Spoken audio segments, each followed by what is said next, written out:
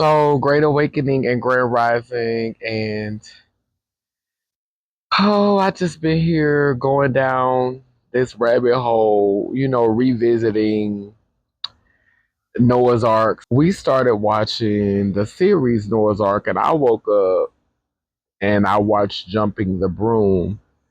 I think we're supposed to be watching both of the movies today, and I'll probably watch Jumping the Broom and the new 2025 movie again today. But just going down that rabbit hole and coming to terms with me connecting with the movie doesn't take away from my femininity. It doesn't take away from my connection to my foremothers. And I think that when you live in a patriarchal society, it's this reality that those of us who aspire to be truly respected and honored in the ranks of manhood have constructed this reality so to where it's shameful to resonate with your foremothers. Like, I was watching the series and they used the word ephemphobia, and I was like, ephemphobia. So I went to go and look up what the word ephemphobia. And so I remember the word effeminum in the Bible. And effeminum, from what I learned, is like a Latin word that means to emasculate or to make something weaker. And so, in this reality that we're living in, femininity, when it relates to the XY chromosome, is taught to us to be seen as weaker. But the funny thing about it was Wade felt Noah was stronger because it took more courage to be who Noah was than it took to be who Wade was, because Wade was automatically perceived as cisgender and heterosexual. So Noah's example was more courageous because Noah could not deny his connection to his foremothers. That's what made Wade so fascinating. And I mean, what made Noah so fascinating. And and Wade even went on to say that, he stopped noticing Noah's femininity and he would only see the physical attributes, which I found interesting because it was like, okay, I saw what the writer did there, but you were attracted to Noah's essence. You were attracted to Noah's soul. And they didn't really dig into that like I needed them to dig into that. They made it about aesthetics, even though the bond was deep and it was spiritual and it transcended. In order for this binary to work, this patriarchy to work, we got to center the physical aesthetic. We got to be visual with this, but their relationship clearly transcended the physical. So, but he said that, he stopped seeing the feminine. He only saw the masculine features, but every time he had to introduce Noah to someone else, they would see the feminine and the shame would start all over again. But it taught him to be courageous, it taught him to be strong. I feel like a lot of gay men are on their own journey to accept themselves, to accept their femininity without feeling like they have to physically transition, even though a lot of them are physically transitioning. A lot of them are changing their noses, changing their bodies, changing their chests, changing their stomachs. They're having surgeries to support these ideals that we've created about the construct of manhood. Like, they're still transitioning, but they're transitioning within the construct. They're transitioning within their social construct. But I resonated with this so much, like when Wade beat those people up behind um gay bashing Noah. Like I cried when he said, "Who's the Fagget now?" And he beat him up like, oh, like I don't think you even have to be gay or queer to want somebody to stand up for you like that. Like that transcends, that like you just want somebody who gonna stand up for you, who not gonna be ashamed of you, no matter how you show up, no matter what you believe in, no matter what you practice. Like to have someone who supports you and to have someone who stands up for you, that is a powerful thing. That's a beautiful thing. And so, yeah, that, oh my goodness, I really think a lot of people need to go back and revisit a lot of, that writer's art, a lot of that writer's storytelling. The one who wrote Punked, the one who wrote Punk with Rockman Dunbar, the one who created the series. Like y'all should go back and revisit that work. I really believe it was ahead of its time. But I just feel like what's frustrating for me is that we live in a reality that we can't even focus on the divinity of the black woman, or the divinity of the black womb bearer, or even have conversations about that potential being intersexed, and how masculinity is interwoven into that being. Like we can't even have these conversations, we can't even address this, because we are arguing about the binary. We're arguing about manhood and womanhood when it all comes from the same place. Like we can't confront white supremacy. We can't confront uh, the effects of patriarchy, because we're divided on things we don't need to be divided on.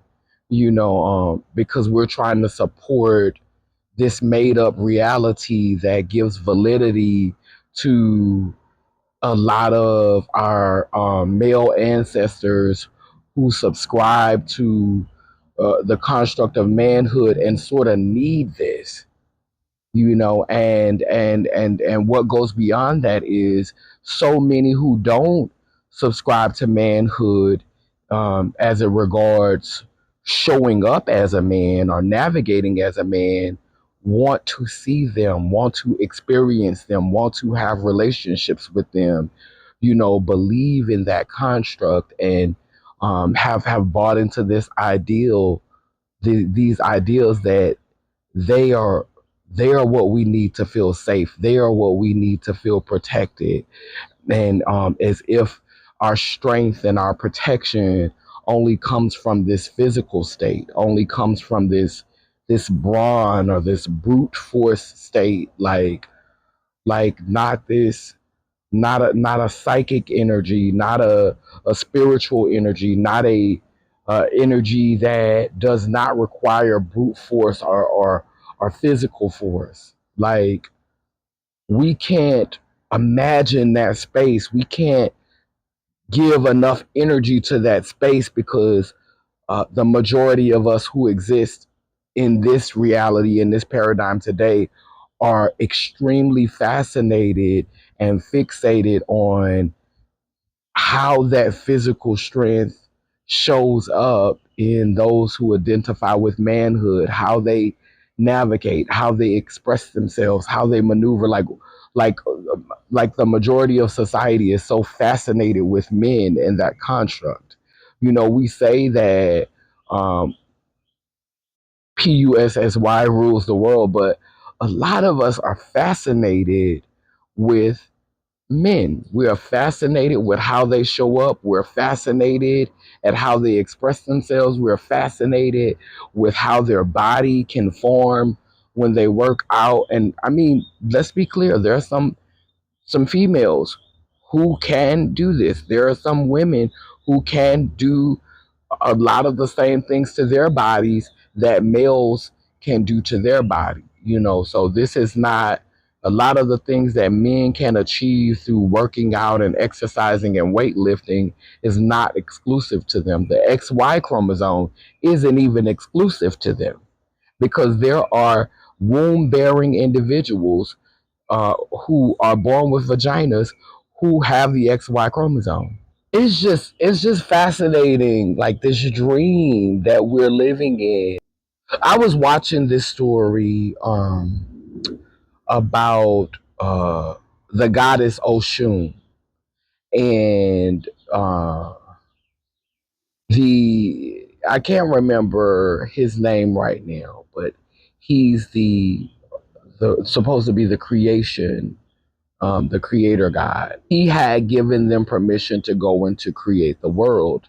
And all of the men gods in the story are the male gods, the male identified gods, which is just weird to me because I feel like primordial beings are inherently androgynous. So even when we get into African lore or African storytelling, that's why I like to say Aki Bolin, because I feel like the whole African lore is a way to do the is a way to feed into the constructs, a way to divide the sexes in our mind and uphold the binary. But anyway, Oshun wanted to help to create life, and they told her to go grow some flowers. Like what's a woman gonna do, basically, and so she wasn't allowed to help create life, and nothing will grow, nothing will come to life because they needed that part. They needed that part, and once they went to the All Father, the Creator, which is allegedly a masculine deity. But again, this is what happens through colonization. So this is why I really like struggle with the whole Pan African ideology, because we're being told stories still through a lens that supports patriarchy and supports this misogynistic femphobia way of storytelling that doesn't allow beings to just be beings. They have to resonate more with masculinity and connect more with masculinity in order to be seen as superior or divine. And so I struggle with that. But anyway, um, the All Father God tells them that they need her to create life, and finally, they humble themselves, and she begins to dance and sing, and life sprouts, and water runs, and the world comes alive. And they start to get jealous of her because of how valuable she is and what she's capable of. So they shun her again, and the vicious cycle starts all over. And I feel like that's where we're at. We're in a vicious cycle where uh, the aspect of the divine feminine is shunned because of its potential, and the divine masculine, because it chooses to see itself like it needs to feel separate from. I don't know if it feels like, if it walks with the divine feminine solely and it embraces that connection to the divine feminine, it will kind of like be in its shadow. They can feel like that being is so special, that being is so magical, that there's no way in the world they could truly be seen. And I don't know what part of ourselves makes us feel as though we are diminished in the light of someone else. I know what that feels like because um, when I've been around um, post stops before I was post stop, I felt like I was not shining as brightly, and I think it's a part of colonialism. It's a part of how we're brought up, how we're conditioned, how our thought process works. You know, there can only be one. You have to be the winner. Grand prize goes to, you're the one who will be crowned, instead of all of us inherently having crowns. Like, I guess it's not special if everybody got a crown. So we have to create this hierarchy that some people are inherently better or stronger. And even when it comes to melanin, black or melanin rich people being the original people means that we are closer to source, not inherently better. Um, because it's because everybody plays a part, and honestly and truly, I think that we've created so much. We've created a fog. We've created so much of a synthetic reality. Even that which we view as original does not translate in the way that it should. Like even that has transitioned to a place of diminishment, to a place of mental diminishment. Like physically it has all of the parts, and all of the capability, and oftentimes a lot of the capacity, but mentally and spiritually and emotionally, it's a far cry from what it used to be. And so there is there are even problems at the root, and I want to be clear about that.